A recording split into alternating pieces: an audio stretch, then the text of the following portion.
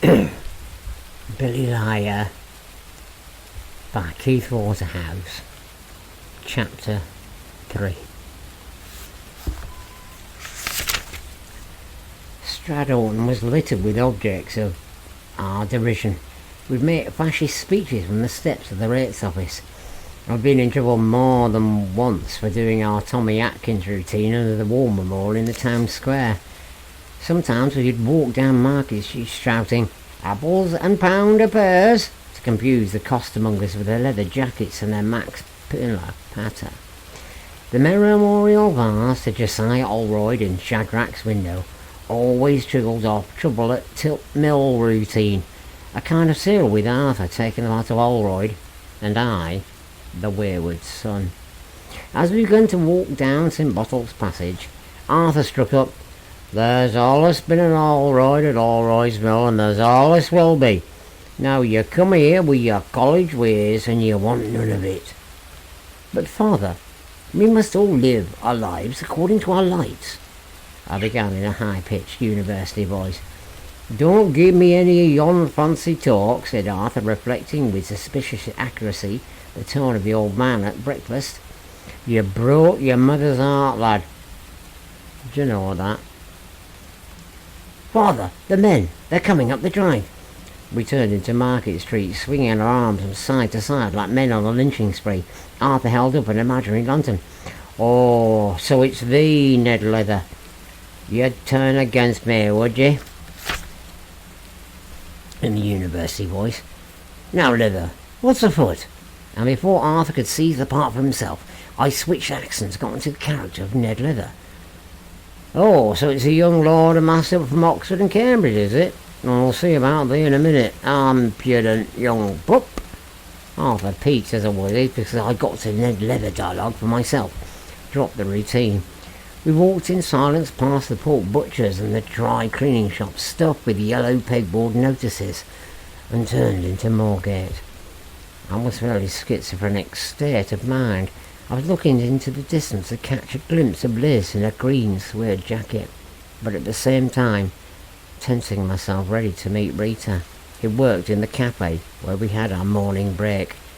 Digging my hands into my pockets, I could feel Stamp's little box of passion pills. And this reminded me of the witch. I was thinking confusedly about all three of them when Arthur began clearing his throat to adjust his voice into ordinary speech. I noticed before that we had something unpalatable to say, preface it, a bit of clowning from either trouble at Mill or Duxbury routines. "My mother's been saying how nice it would be if our families could get together," he said at length. "God forbid," I said. A star feature of my number two thinking was a morbid dread of Arthur's mother meeting my mother. I had once told Arthur's mother, in a loose moment, that I had a sister called Sheila. "And she wants to send some old toys to the kids as well," said Arthur. "All contributions gratefully received," I said. Still flippant, I wondered myself why I'd ever started it in the odd bored moments waiting for Arthur to tie his tie in the quiet, ticking house where we lived. I got Sheila married to a grocer's assistant in the market called Eric. Eric, prospering now, had 3 shops of his own, 2 in Leeds, 1 in Bradford. As the conversation lay between me and Arthur's mother, I'd given Eric and Sheila 2 children, Norma, now aged 3, and Michael, aged 1.5. Michael had unfortunately been born with a twisted foot, but medical skill on the part of Dr. Ubu, an Indian attached to Leeds University, had left him with hardly a noticeable limp.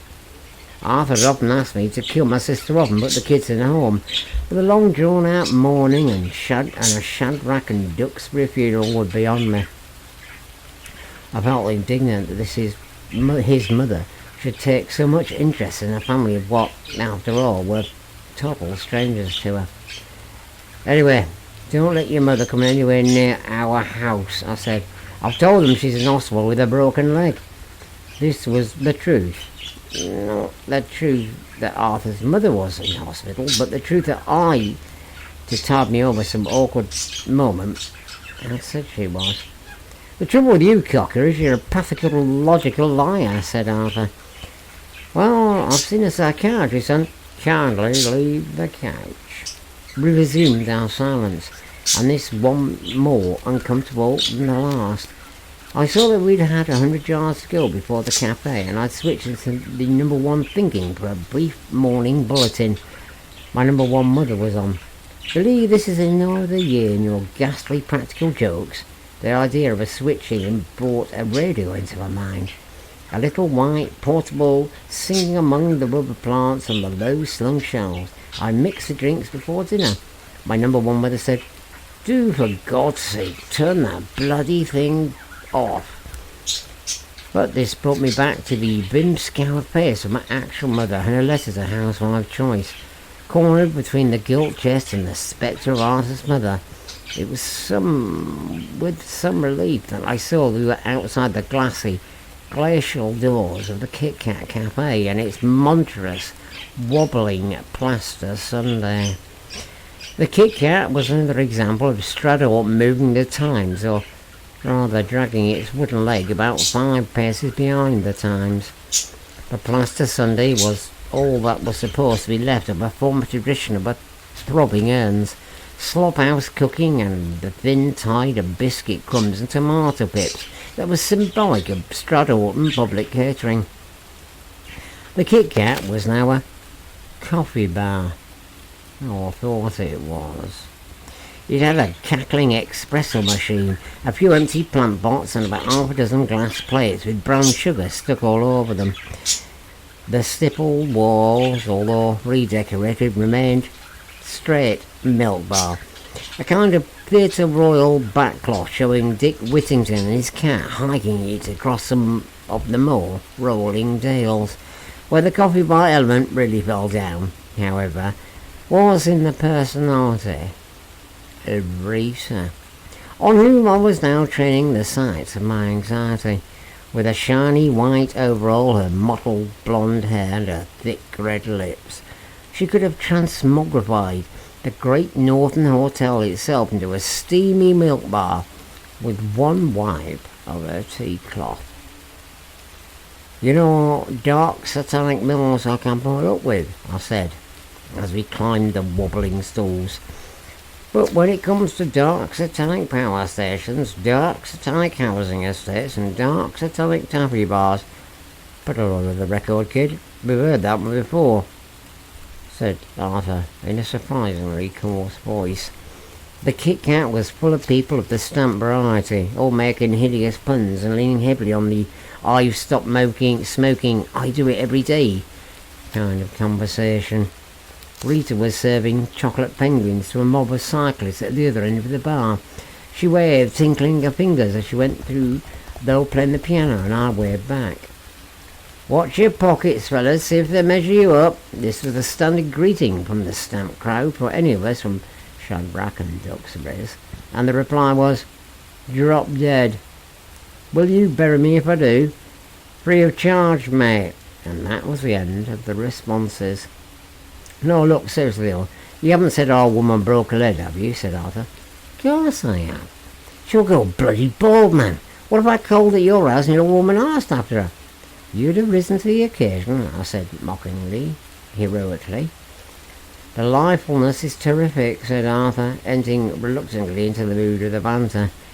I toyed with the perspex-covered menu, advertising onion soup that did not exist. "Think Stamp really did see Liz this morning?" I said. "I don't bloody know, man," said Arthur, adding irrelevantly, "I've lost track of your sex life."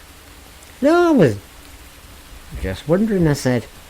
Arthur nodded furtively up at the bar towards Rita, who was still engaged in primitive verbal byplay with the cyclist. "Listen," he was glossy, "which of them are you supposed to engage you? Her or the witch?" "That's an academic question." "Well, you can't be engaged to them both at once, for Christ's sake," said Arthur. I turned a wryly haunted face to him.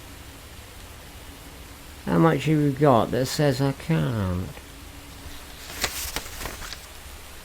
"Jesus wept," said Arthur. The position with Rita was that I had had my eye on her ever since she moved into the Kit Kat from the Transport Cafe at the Huddersfield Road, her natural habitat. a life of mechanical badinage with lullabies that had left her somewhat low on the conversational level.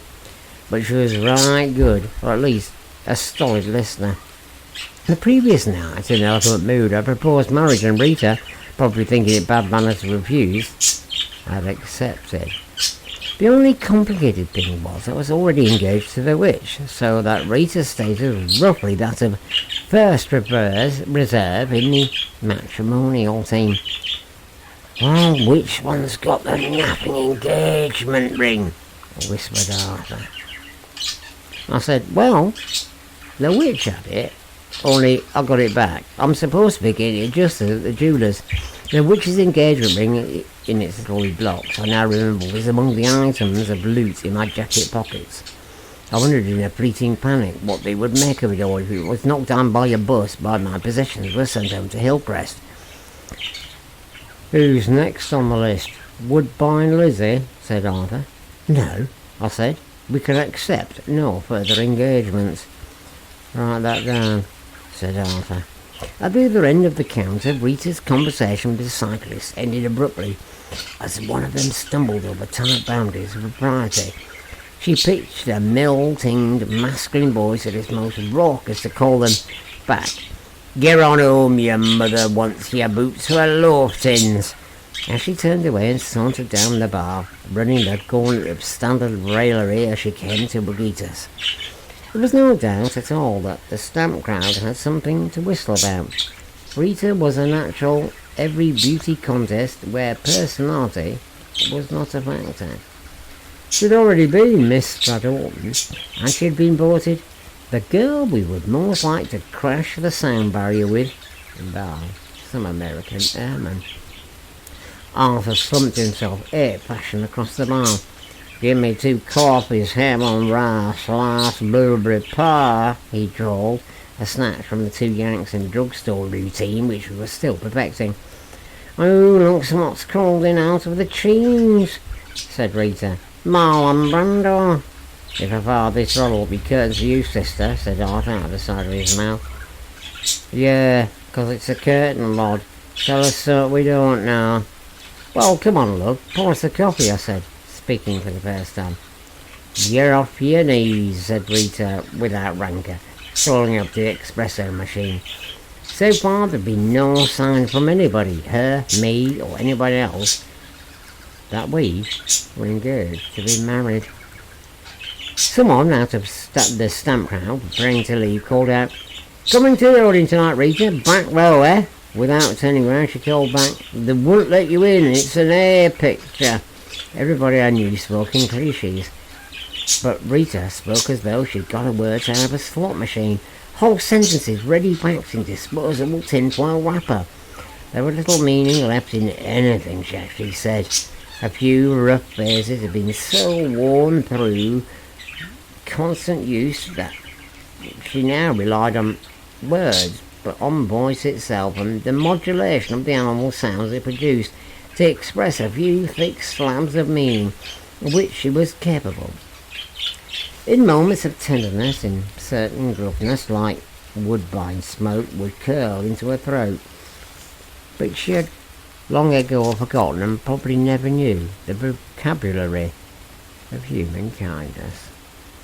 She slopped the coffee in front of us, Joe's cafe style, and rested her elbows on the counter. Her bosom, itself a cliché, like a plaster relief given away by the women's magazines, protruding over the bar. She now thought it necessary to make some delicate reference to the fact that we had had a momentous time of it the night before. "What time did you get in last night?" she said. "About 1 o'clock, I said. "Our old man went crackers this morning." "Should have heard him." "Me man did as well. I got to the stop in on Monday. Why did you miss your bus or something?" "Yeah, I had to walk," I said, falling chameleon-like into her own tongue. "Why didn't you take a taxi?" Old man," said Arthur in his Western brother's voice. "Who hark at Lord Milk," said Rita. "You should have gone to Town Square, got an all-night bus." This was the sequence and rhythm of daylight love play. She knew it, a kind of oral footy-footy. That was the nearest she could get to intimate conversation. No, I like walking, I said. Rita said, tramp, tramp, tramp, tramp, the boys are marching. In the drowsy tone she used to apologise for putting her tongue into a quotation. Anyway, you're lucky you can always get your shoes mended free. I was puzzled by the remark until I remembered dredging up among the fallen passages of the night before an invitation I'd made to Rita to come to Sunday tea. The invitation had been a make-way, a kind of free coupon along with the proposal. But in the course of it, I had told her that my old man was a cobbler with a shop down Clog Iron Lane. Oh, yeah, I said, are you still going to the Roxy tonight? Yeah. Have to see you inside or outside? Are you kidding? Just thought I'd get away without paying, I said. It was standard, ready to use repartee, expected and indeed sought after. See you outside then. About 9 o'clock. Are you still coming for your tea tomorrow? Yeah, if you like. Anyway, we'll fix that up tonight, she said. Rita did not know it, but the matter was already fixed. The old man would be called away to inspect a load of government's surplus rubber heels in Harrogate, and Brother would take the opportunity of a lift to visit my Aunt Polly in Otley or somewhere, and the tea would be postponed. I'd not yet tackled the problem of the Roxy, to which I was also forced to be going with the witch. Arthur, by my side, was covering his face with his hands and making quiet, cawing noise in a pantomime of amazement. I gave him a quick kick of the foot and felt in my pocket for the little blue box with the witch's engagement ring in it. Try this for size, I said, sliding it casually across the counter. What? Is it for me? Said Rita in a gormless way. Who do you think it's for? Your mother? She opened the box and put the cheap, shiny engagement ring on her finger, as though expecting a practical joke. Just fits, she said grudgingly. Why haven't you... Why, you haven't bought it, have you? No, we knocked it off a Woolworth's window, said Arthur, with started whistling tunelessly and looking at the ceiling. Oh, it can speak, jeered Rita. She changed her voice to find the unfamiliar tone of gratitude. Anyway, I won't wear it now, because you know what I like in here. I could see the picture of marriage forming in her mind. The white wedding, the drawers crammed full of blankets, the terrace house with the linoleum squares, the seagrass stools and the novel horseshoe companion set in satin brass. I felt pleased to have brought her this temporary pleasure, but there was no time to lose, and already I was racing ahead with them, one thinking, breaking the engagement with a big speech about incompatibility. The glass doors of the Kit Kat rocked open, and one of the burly lorry drivers with whom Rita had a barren and wintry affair in the past shambled in. Look what the cat's brought in, said Rita loudly. She slipped the engagement ring onto her overall pocket and reset her face into gum-chewing nonchalance. I was smiling as we walked back to the office. What have you got to grin about? Said Arthur. Those who bring sunshine into the lives of others cannot keep it from themselves, I said. You what? A quotation from Messrs. Shadrach and Duxbury's calendars, I said. The calendars were still warm and sharp under my pullover, but become part of my clothing, like an armoured vest. You're going to be up for bloody bigamy, Bivette. That's what you're going to be up for, said Arthur. I just tried to look as though I knew more than he did about my affairs, and we walked along Moorgate. I've told you I'm leaving, I said, putting it as casually as I could. Yes, we've heard that one before, said Arthur. I wondered whether to tell him at all, or whether to vanish, turning up self-consciously in a camel hair coat years later, like somebody coming home in uniform. I'm going to London, I said. What, as a road sweeper? Aye, road sweeper on the road to fame, I cried in a grandiloquent voice. When it came to the point, I was embarrassed about telling him. I added in a shuffling kind of way, I've got that job with Annie Boone. You haven't. Yep, scriptwriter. Start next week. Jammy bugger. I'll be though honest. Of course I have. Don't tell anybody, though. Will you? Of course I won't. When did you fix that up, then? Arthur was finding it hard to keep the traces of envy out of his voice. He, sent me a letter. Arthur stopped abruptly in the middle of the street and gave me what my mother would have described as an old-fashioned look. Let's see it, he said, holding it in his hand resignedly. What? I remember where I'd left the letter, in the pocket of the raincoat I used as a dressing gown, and I wondered if my mother was sniffing around reading it. Come on, letter, said Arthur, clicking his finger. I haven't got it with me. No, I thought not. I'll believe it when I see it. All right, you wait till next week, I said, trying hard to get into the spirit of jocular injured innocence, but succeeding only in the injured innocence. What's he paying you then? He was as bad as my mother. Wait till next week. No. What's he paying you? Wait till next week. Don't believe me? So wait till next week. We were back in St. Bottle's Passage. I started on an indignant sliver of number one thinking. The Danny Boone Show, scripted by Billy Fisher, produced by... Before I get any further with this, I detected the pale shape of Stamp, hopping about in Shadrach's doorway, making an elaborate show of tutting, and looking at his watch. Where have you been for your coffee? Bradford? No, way it appealed, I said, bad-tempered. Stamp buttoned his splitting leather gloves. The witch has been ringing up for you, he said. She rang up twice. I'm off to tell Rita you're two-timing her. Piss off, I said. Anyway, she said if she doesn't get the ring back, she wants to meet you at 1 o'clock, usual place. She'll be lucky. Did she shag? Said Stamp, speaking the phrase as though it were a headline. I snarled at him, half raising my elbow, and went into the office.